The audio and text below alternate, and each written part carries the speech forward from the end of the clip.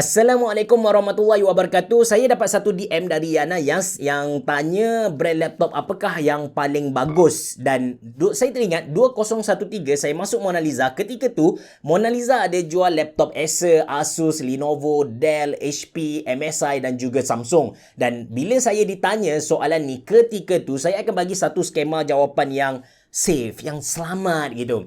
Kalau tanya saya tentang Acer, saya akan beritahu Acer ada banyak service center, so kalau kita pindah negeri pun senang untuk kita claim warranty lah. Kalau tanya saya tentang Asus, saya akan bagi tahu yang masa tu Mona Lisa ialah service center untuk Asus. Let's say anda beli laptop Asus dekat kedai lain sekalipun, kalau anda nak claim warranty, anda kena datang dekat Mona Lisa. So kalau anda beli dekat Mona Lisa, is a good advantage untuk anda lah, sebab kita akan settle, kita akan main crony kita kata. Lepas tu kalau anda tanya saya Dell, so Dell masa tu ada on-site warranty. HP ialah brand Windows pertama yang digunakan dekat US, bawah Apple ketika tu. Dan kalau anda tanya saya tentang Samsung dia antara brand laptop yang banyak buat komponen-komponen dalam laptop tu, so dia ada confident dengan dia punya mesin. Lepas tu Lenovo, that time Lenovo beli IBM dekat US. Satu syarikat China beli satu syarikat gegasi dekat US. Kalau dia tak ada vision yang jelas, dia memang fail lah. Lepas tu kita ada juga MSI, yang mana MSI memang fokus kepada gaming, so mereka tahu apa yang mereka buat. But still, jawapan ni sebenarnya jawapan yang neutral, yang membuatkan customer rasa selesa sebenarnya. Jadi hari ni saya nak dedahkan kepada anda brand laptop apakah yang paling bagus pada tahun 2020. Anda bersama saya Ashraf Jeffrey dalam channel YouTube Mona Lisa. Kalau anda belum tekan butang subscribe, pastikan anda tekan butang subscribe sekarang. Jom.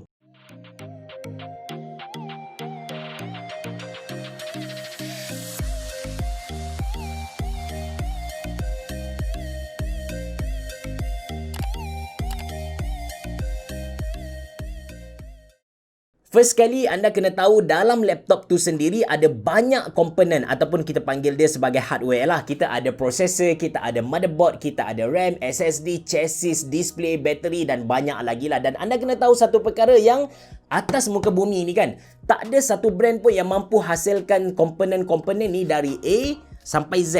Macam contoh HP, laptop HP. HP tak hasilkan dia punya display. HP tak buat dia punya keyboard. HP tak buat dia punya processor. HP tak buat dia punya motherboard. Apa yang HP buat ialah HP beli dari kilang A, HP beli dari kilang B, kilang C. Lepas tu dia gabungkan komponen-komponen dekat kilang D macam Lego. Lepas tu mereka chop bagi nama mereka. Settle. So, dari sini kita boleh faham yang let's say walaupun dua brand yang berbeza, tapi kalau dia beli komponen yang sama dari kilang A, dia punya kualiti pun masih lagi sama. Kalau macam ni, dia tak jadi satu persaingan yang sihat. Jadi macam mana brand-brand ni nak pastikan yang laptop mereka lagi bagus dari mereka punya pesaing? Caranya tak lain dan tak bukan. Yang pertama sekali, mereka akan buat R&D. Mereka akan fikir, okay, prosesor ni kalau gabungkan dengan motherboard ni, dia jadi macam mana? Result dia macam mana? So, bila mereka dah decide, masa tu mereka akan pilih pula kilang A ke kilang B yang patut kita beli. So, daripada pemilihan komponen dan juga pemilihan kilang tadilah yang menghasilkan kualiti laptop yang berbeza. Dia ala-ala macam custom PC macam tu. Kita ada satu prosesor yang sama, Ryzen 5 3400G.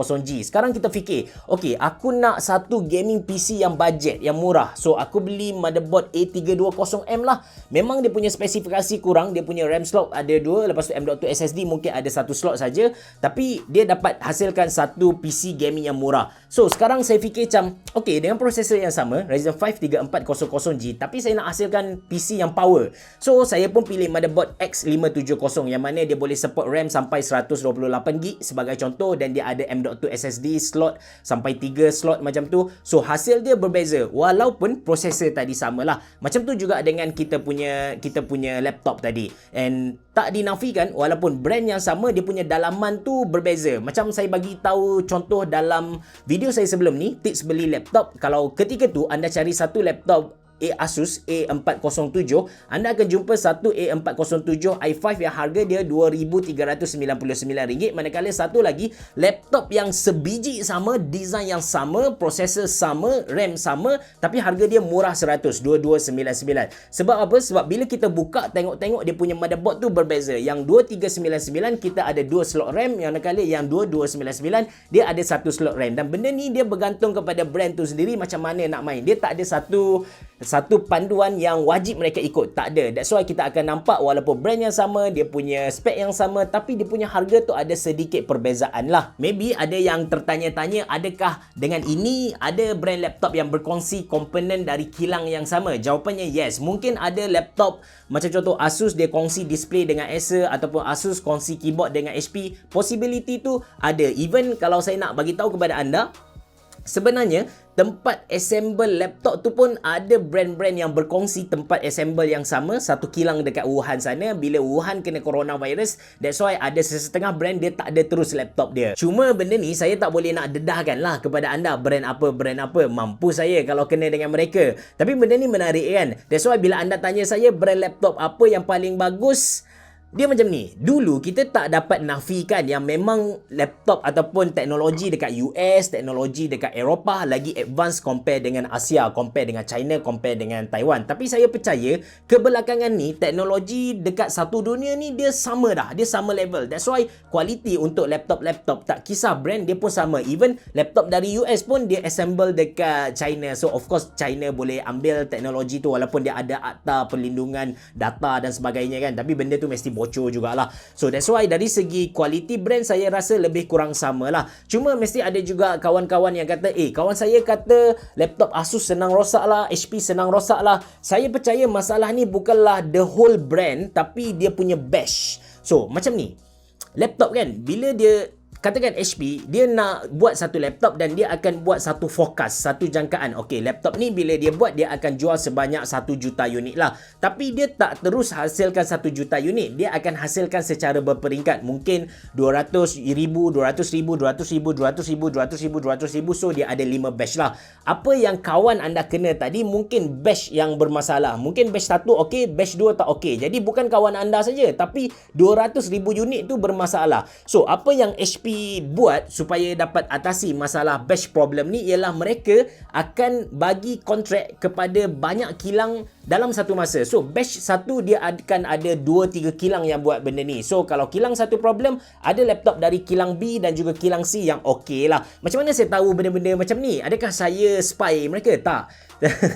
Saya sebenarnya, Mona Lisa sebenarnya service center untuk Asus, service center untuk Lenovo. Even kita juga service center untuk Canon, untuk Brother dan juga Ricoh. Jadi bila kita buat kerja-kerja baiki untuk mereka, untuk Asus, untuk Lenovo ni, mereka memang ada bagi notis kepada kita, okey, laptop, contoh laptop Asus TUF batch sekian-sekian, number sekian-sekian kena hantar balik, kita akan tukar baru kepada customer. Sebab benda ni memang tak dapat dielakkan. Mereka cuba kurangkan possibility yang rosak tu, tapi mesti ada juga. Sebab manusia memang tak sempurna, kita katakan. So, kalau anda tanya saya brand apa yang bagus, saya tak mampu jawab soalan tu. Sebab bagi saya semua brand lebih kurang sama sahaja kalau brand tu memang well established.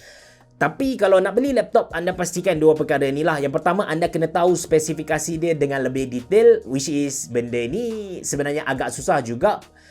Even kalau anda tanya saya pun, saya tak tahu. Dia selalu bertukar. Dalaman dia bertukar. Tapi kalau kita dapat tahu, Alhamdulillah, dia memang membantu kita dalam memberi satu laptop yang berkualiti lah. Tapi yang kedua, yang kita boleh pastikan ialah kita kena check dia punya after sales service lah. Kalau tanya saya bab after sales service, ini memang saya boleh bagi direct answer kepada anda, Asus ataupun Acer. Sebab apa? Sebab kedua-dua syarikat ni, dia willing to invest satu syarikat asing untuk tolong repair mereka punya mesin. So, ada banyak brand lain yang mereka sekadar buat collection center. Masuk collection center ni, let's say anda beli laptop ni rosak, anda kena hantar dekat sana, dekat collection center. So, collection center ni akan hantar dekat office mereka dekat Kuala Lumpur. So, mereka akan ambil masa yang lama, ataupun mungkin kalau laptop tu datang balik kepada anda, ada masalah, anda tak boleh terus bincang dengan mereka punya technician lah, sebab mereka kena hantar balik dekat KL. So, that's why bagi saya, kalau anda nak cari laptop yang after sales service dia bagus, Asus ataupun Acer, dua ni sahajalah. Dan saya tak nak anda ada satu mindset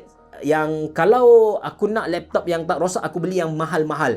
Seriously, mindset ni tak betul. Walaupun bukan laptop ataupun mana-mana mesin, peti sejuk, mesin basuh, semua pun mempunyai masalah yang sama. Anda beli yang mahal sekalipun, anda tak boleh garanti yang benda tu, mesin tu tak rosak. Seriously tak boleh. Sebab dalam barang elektronik dalam mesin, kita panggil laptop tu pun kita panggil mesin, peti sejuk pun kita panggil mesin. So dalam mesin tu dia ada banyak komponen-komponen dalaman. Dia ada kapasitor, dia ada diode, dia ada berbagai benda lah. Kalau suami isteri pun boleh bergaduh, masakan pula kapasitor dan juga perintang.